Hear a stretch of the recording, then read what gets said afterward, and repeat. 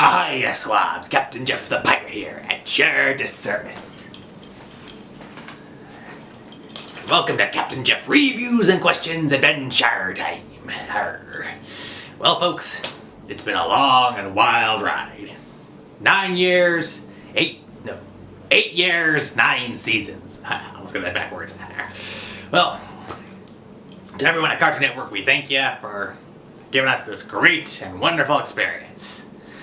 Because today, I'll be reviewing the series finale of Adventure Time, the ultimate adventure. Come along with me.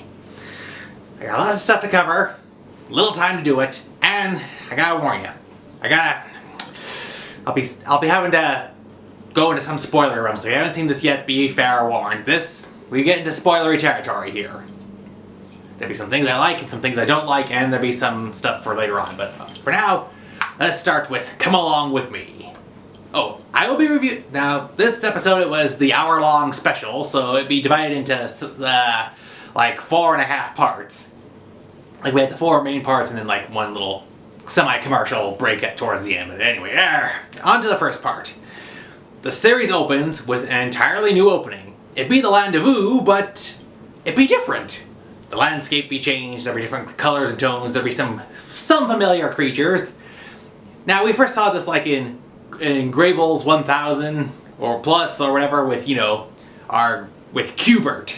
So basically we'd be seeing Land of Ooh even in the even farther future. So like the year 4000 and something. The Adventure Time series we've been watching is like year 3000 and something. Anyway, we see some familiar stuff, we see some unfamiliar stuff, and we are introduced to our new heroes. With Shermie, the cat monkey thing, I'm not quite sure what it is, and Beth, the pup princess, who is clearly one of the descendants of Jake and Lady Rainicorn's children. They find an old metal arm, and they decide to go speak to the King of Ooh to learn about what it is, where it be from. Unfortunately, the King of Ooh ain't that annoying so-and-so we had to deal with from a couple of episodes. He got melted and ran away. The new King of Ooh is Beemo! He has on one of the princess crowns and he has a fake beard. But then when they show him the arm... Well, here's what. Before they go see him, we see that they are living inside Marceline's old place in the cave. And... here's what, this episode, it has a lot of connections to past episodes, like all these locations and people and places and events and items. So there'll be a lot of Easter eggs. Too many for me to listen to this video.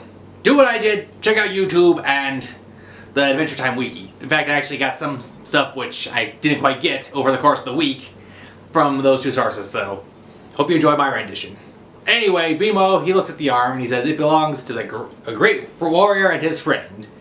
And he tells them about the Gumball War. And here be the first annoyance. He says it took place with his friends Jake the dog and Phil the human. Seriously, Beemo has forgotten the name of the person that Anyway, so the first part, after the future introduction, we see both candy armies getting ready for war. And Finn is trying desperately to get Princess Bubblegum to call off the situation. We see Betty and normal Kingman have found Maja and are trying to do something. It was hinted at when they were on the Temple of Mars, blah blah blah. Anyway, they're trying to stop everything, and here's something interesting. Marceline, she has actually matured a whole lot over the course of the series. Originally just a goofball, just doing whatever she wants, devil may care attitude. She has done something.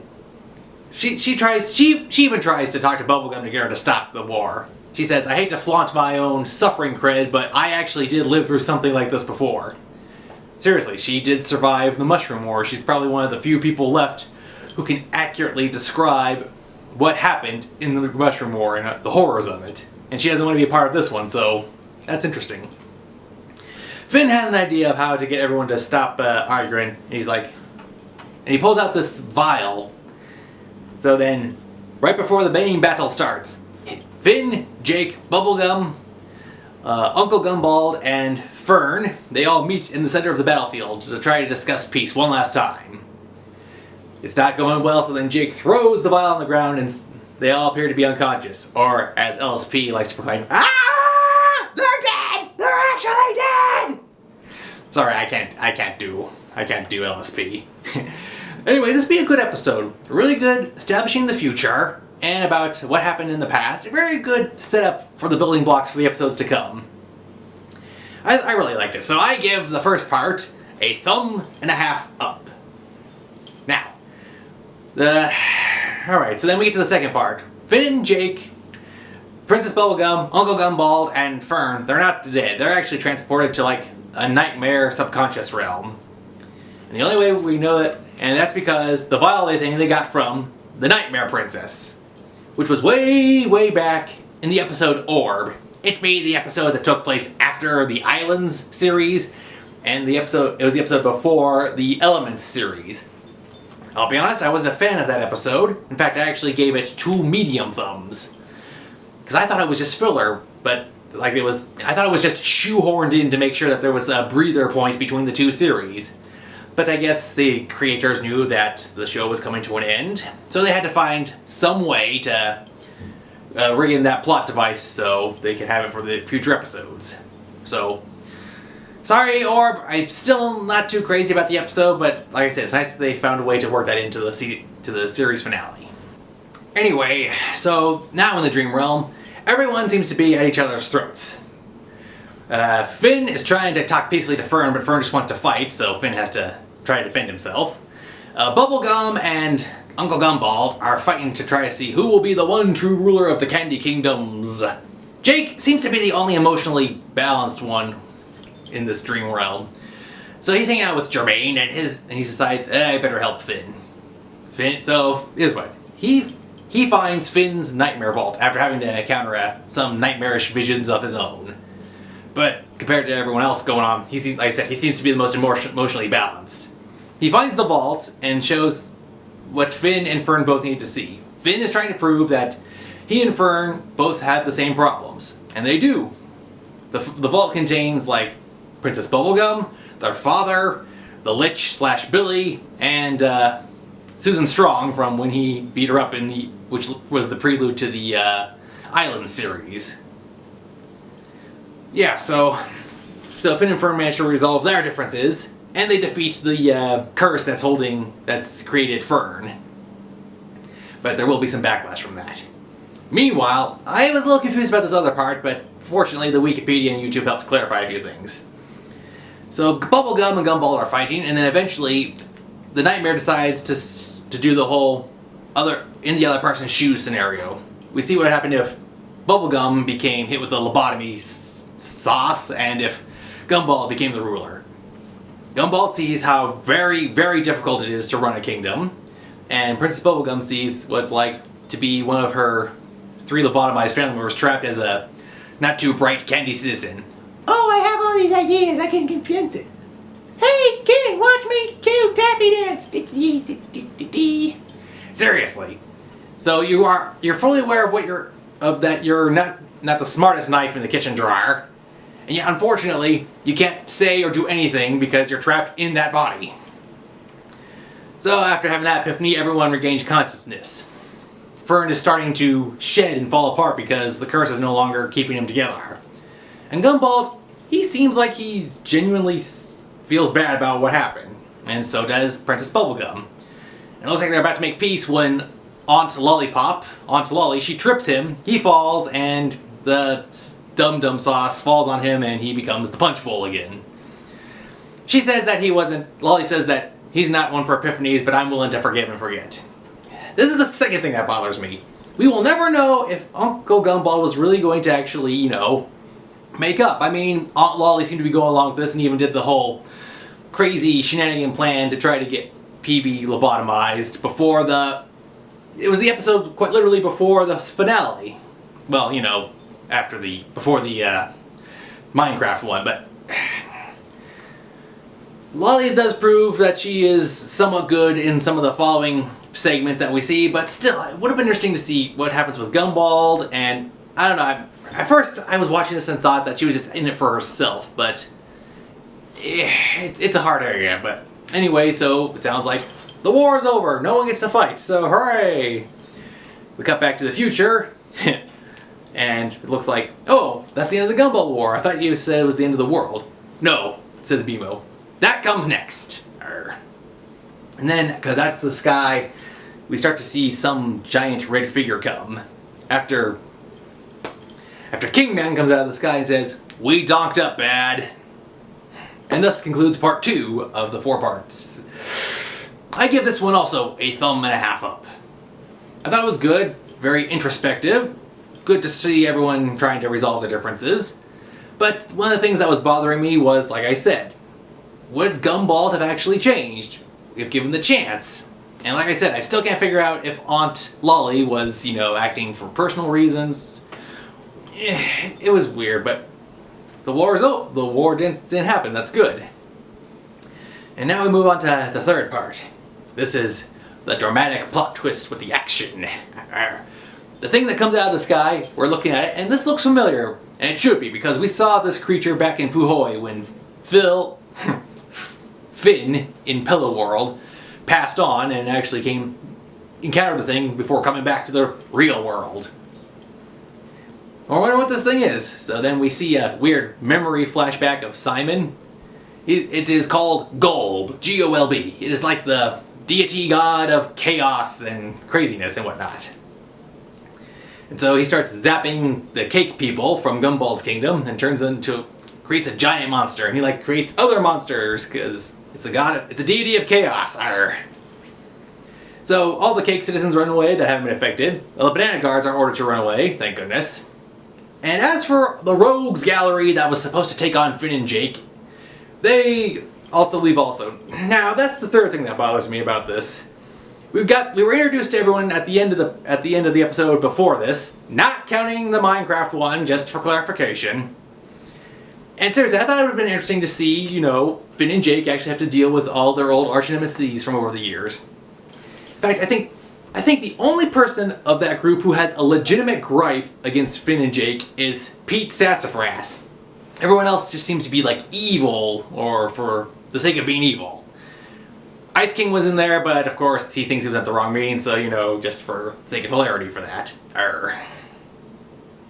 So, but even though we didn't get that, and it's a very small nitpick for me because we don't get that, but we got a battle because the various heroes who stayed, who are not the banana guards, went ready and willing to fight. And we see Aunt Lolly piloting the cake to fight the giant monster, along with the Gumball Guardians. So yeah, so even though it's a bait and switch, we get to that fight. Now then, during the fight, Bubblegum gets injured. Marceline loses it and actually beats the ever-loving snot out of one of the beasts, and then reunites with Bubblegum. Now here's something very interesting.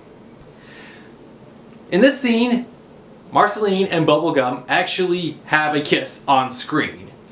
Now, when we were first introduced to these two, it was implied that they were friends or something in the past. Then, of course, the internet decides, hey, let's ship these two together. Then at some point, it was posted on the internet, someone confirmed that Pendleton Ward said, oh yeah, they used to date. But because of certain restrictions, they couldn't show that on the air. Either because they feared Cartoon Network would pull the show, cancel it early, and there's some countries that don't show same gender relationships. They don't like that. So either they don't like that or there's a law or something. I don't quite know. But that makes me wonder, how do they work with Steven Universe? I mean, that's kind of in that area, so yeah. Okay, alright, so it was implied, but it was never seen. But now that we've seen the kiss officially on screen, it is 100% confirmed. So, I guess, of course, the figure is, hey, we're getting hey, this is our last episode, what are they going to do, cancel us? Of course, that makes me wonder how they're going to do a possible spin-off series with that involved. Anyway, so we see that, and we see Finn. So Finn and Ice King are trying to stop Betty from continuing to use gold to try to turn the Ice King back to normal. But during this, Ice King and Betty are eaten, and so is Finn. And as Finn is eaten, his arm is bitten off, the metal one. So now we know where the arm went, where it came from. Alright, now we see as the fight is going on, one of the creatures is heading towards the kingdom. It smashes through the village that we first see in Stakes, and then it actually, oh man, one of the creatures smashes the treehouse with BMO inside. Arr! And we see Jake, he goes from yellow to blue to try to, fight the creatures, but that doesn't work out too well. Meanwhile, inside Golb, we see Golb is using his magic stomach, which is a red square room. He turns Betty back to sane, normal Betty, and Ice King reverts back to normal, sane, healthy Simon. It's a miracle. Simon and Betty are both normal, and they're back together. It's a miracle. But they're about to be eaten, so bad miracle.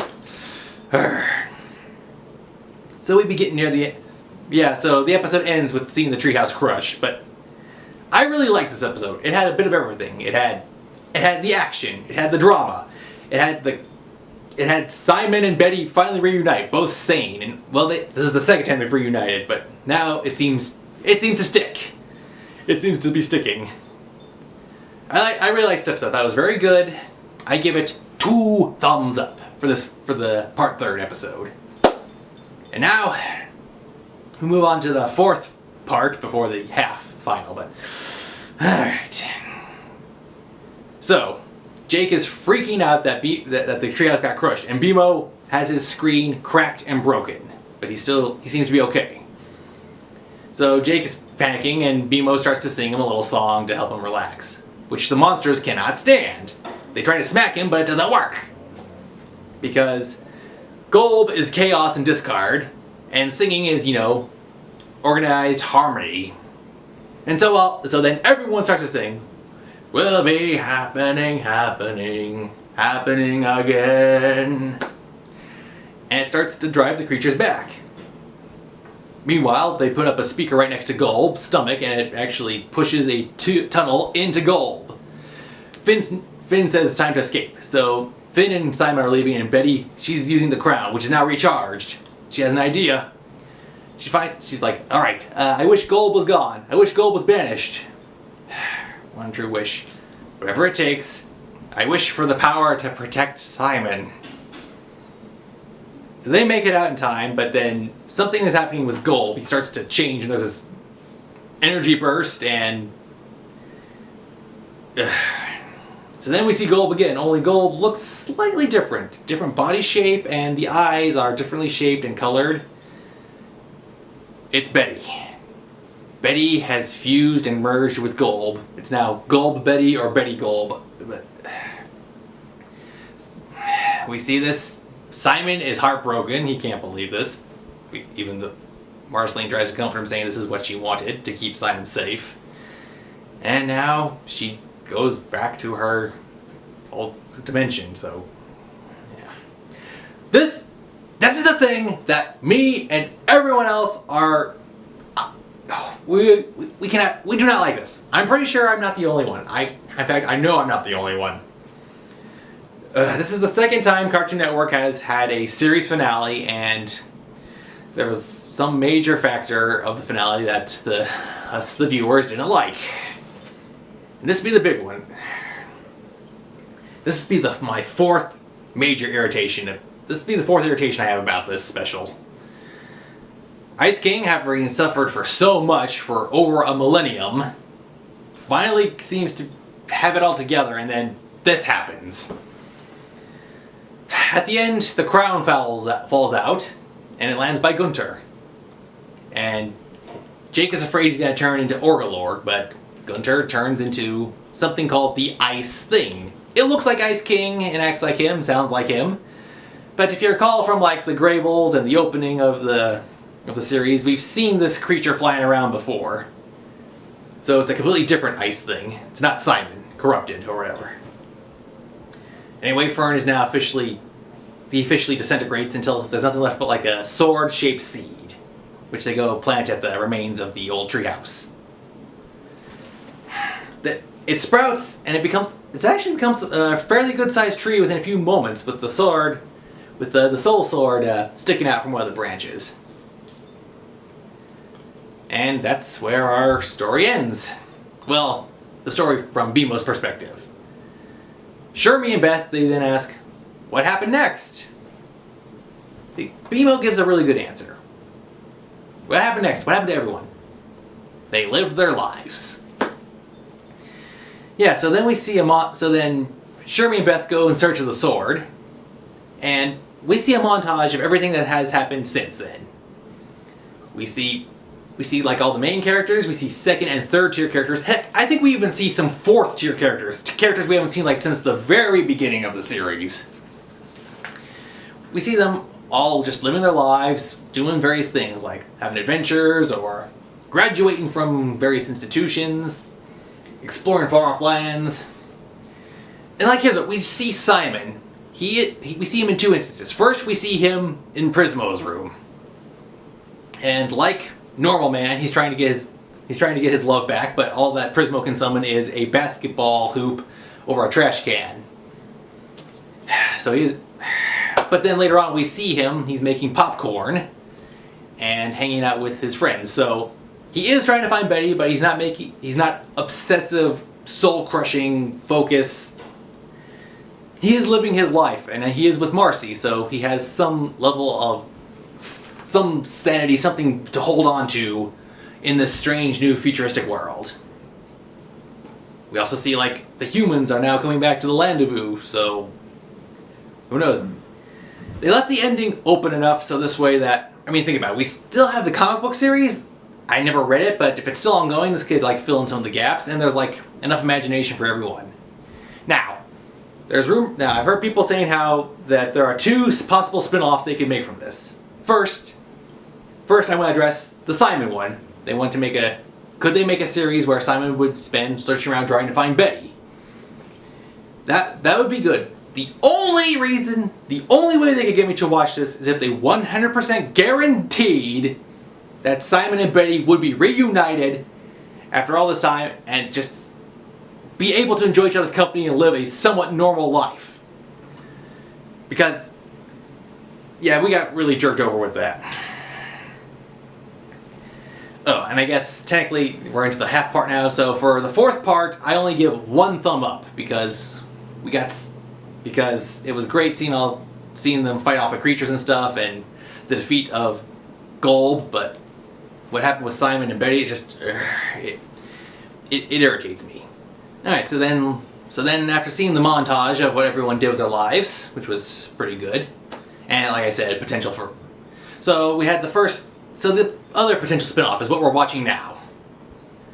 At the end, we see Shermie and Beth have found the really large tree, which we've seen like in Greyballs and in Greyballs 1000 and in Lemon Hope Part 2. They get to the top and there be the Phil Sword. I prefer Finn Sword, thank you. They find it, and with a little help from Beth, Shermie draws it. He is now Shermie, he is the Finn of the year 4000 of Ooh. And Beth is, well, the Jake of the year 4000 Ooh. And as the song says, adventure time, come on, grab your friends. We'll travel to distant future lands. The fun will never end. So the message is that even though the adventure for Finn and Jake is over, there will always be adventures. We will have locations, but they will be changed. There will be new people. And unfortunately, as Bimo has pointed out, some stuff will be lost to history and time. Like, names will be changed, or legends will be forgotten. The old world, who knows? By the year 4000, will we still see like any remnants, like cars or airplanes, stuff from before the Great Russian War? And we'll be back from the first Adventure Time series. Will we see Bubblegum? Will we see Marceline? And like during the intro sequence, I am hoping beyond hope that at some point Bubblegum and Aunt Lolly decide, hey, maybe we should let Cousin Chicle and Uncle Gumball out of their lobotomized, dumb candy citizen states. One can only hope. Because, here's what, I saw something like, at the point, it looks like there was a G on some structures and vehicles for like Gumbaldia. So yeah, so the second spin-off series would be Adventure Time with Shermie and Beth. Because we've seen Beth as a pup princess, and we've seen them speaking with another princess. I guess, yeah, so. It's kind of, and so aside from that, we also have, think about it, there's When Everything Stays, the song by Marceline. Things stay, but they slightly change. Like you have the rock on one side, is dark on one side, but lighter on the other side. Very good message. Now, while I'm really upset by the Betty thing, and there's the other issues I have, plus the small nitpick, I am not going to hang and condemn the entire series the entire season finale special on that.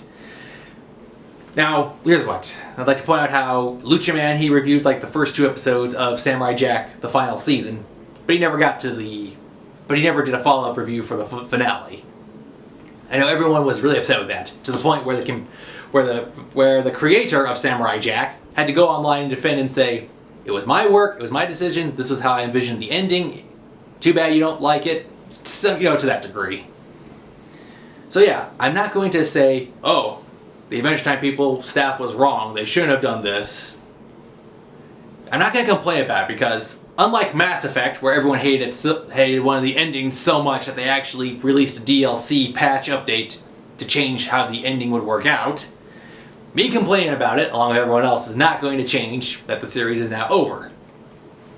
I'm just hoping that at some point Simon and Betty get the justice that they deserve. So, 2 thumbs and a halves up, 1 double thumbs up, and 1 thumbs up. Overall, Adventure Time, the ultimate adventure. Come along with me. I will give it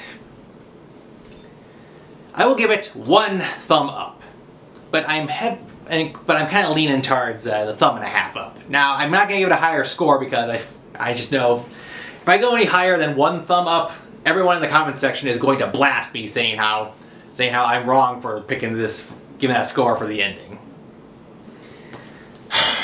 Well, it can't be helped, can't be avoided. I thought the special was good, had a lot of everything, and like I said, while I'm upset about what happened with Simon and Betty, I'm not going to condemn the entire special for that. And like I said, they left it open enough where they had adventures afterwards, and they, as Bimo said, lived their lives. Well, this will be an interesting review I got through. Now, this ain't been the end of old Captain Jeff. This still be my channel, so every once in a while, if there be something piratey related, I'll be sure to pop up every once in a while.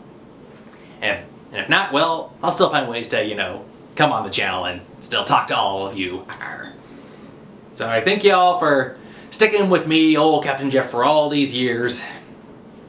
I started reviewing this, not immediately after the series came out. I think I was a little late to the party, but still, it'd be fun. Got to put in my 2 bits and say about this and that for the show, ask some questions, and it was a good show. 8 years, 9 seasons, one heck of a wild ride. Alright, well, this review ran a little long, so hope you enjoy it. Until next time, this has been Captain Jeff, signing off from Reviewing and Questioning Adventure Time. As always, I'll see you later. Thank you for watching, and remember, arrgh.